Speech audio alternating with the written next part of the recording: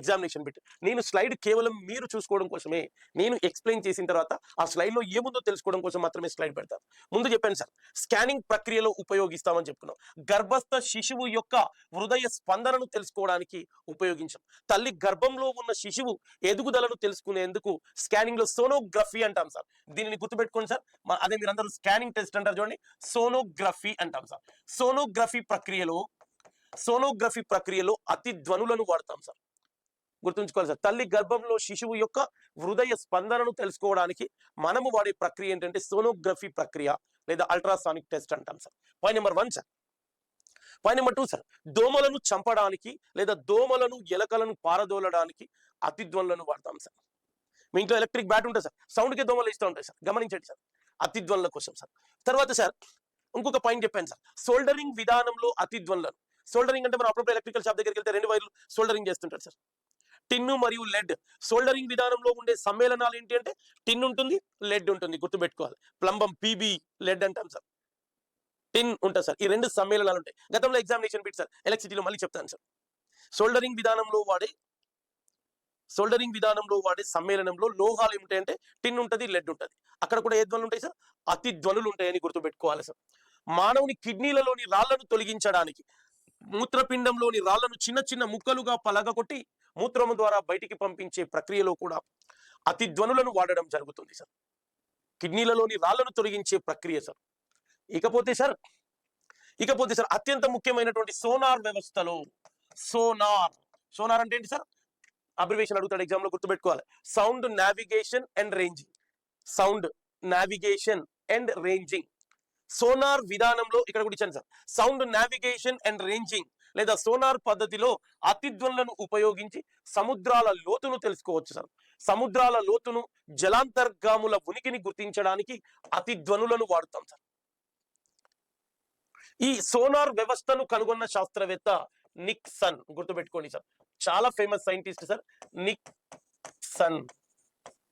Nixon అనేటువంటి sonar ను కనుగొన్న శాస్త్రవేత్త నిక్సన్. ఈ సోనార్ అనేది ఏ సూత్రం మీద ఆధారపడి పనిచేస్తుంది అంటే ధ్వని పరావర్తనము అనే సూత్రం మీద ఆధారపడి పనిచేస్తుంది. గుర్తుంచుకోవాలి సార్. సోనార్ ఏ సూత్రం అంటే అతిధ్వనులు. గుర్తుపెట్టుకోవాలి. అతిధ్వనులు ఏంటిది? సముద్ర అంతర్భాగాల ఉనికిని తెలుసుకోవచ్చు, సముద్రాల లోతును తెలుసుకోవచ్చు.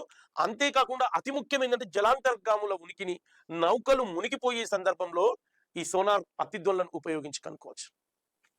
బాగా గుర్తుపెట్టుకోవాలి సార్. సోనార్ ను కనుగొన్న శాస్త్రవేత్త నిక్సన్. మరి రాడార్ ఎవరు కనుక్కున్నారు సార్?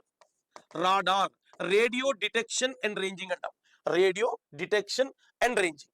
రాడార్ ను కనుగొన్న శాస్త్రవేత్త వాట్సన్ వాట్. గుర్తుపెట్టుకోవాలి సార్. వాట్సన్ వాట్ అనేటువంటి శాస్త్రవేత్త రాడార్ ను కనుగొన్నాడు. మరి రాడార్ ఎందుకు సార్? అంతరిక్ష సమాచారాలను గుర్తించడానికి, ఉపగ్రహాల ఛాయాచిత్రాలను గుర్తించడానికి రాడార్ వ్యవస్థను వాడతాం సార్. గుర్తుపెట్టుకోవాలి సార్, చాలా ముఖ్యమైనది. ఇక్కడ ఇంకొక క్వశ్చన్ సార్, స్పీడ్ గన్ అంటాం సార్. Speed gun. ఈ స్పీడ్ గన్ ను ఎవరు కనుక్కున్నారంటే సార్ జాన్ బార్కర్ కనుక్కున్నాడు sir. John Barker and Midlock. ఈ ఇద్దరు శాస్త్రవేత్తలు స్పీడ్ గన్ నేషనల్ హైవేస్ మీద ఉంటుంది సార్. మీ అందరికి ఐడియా ఉంటుంది సార్. నేషనల్ హైవేస్ మీద వెహికల్స్ యొక్క స్పీడ్ ను మానిటర్ చేయడానికి వాడతాం sir. John Barker and Midlock. Radar ను కనుక్కున్నది వాట్సన్ వాట్. సోనార్ ను కనుక్కున్నది నిక్సన్ అనేటువంటి శాస్త్రవేత్త. మాస్టర్, ఈ కాన్సెప్ట్ నుంచి మనకి ఎగ్జామినేషన్ లో క్వశ్చన్స్ వస్తాయి సార్.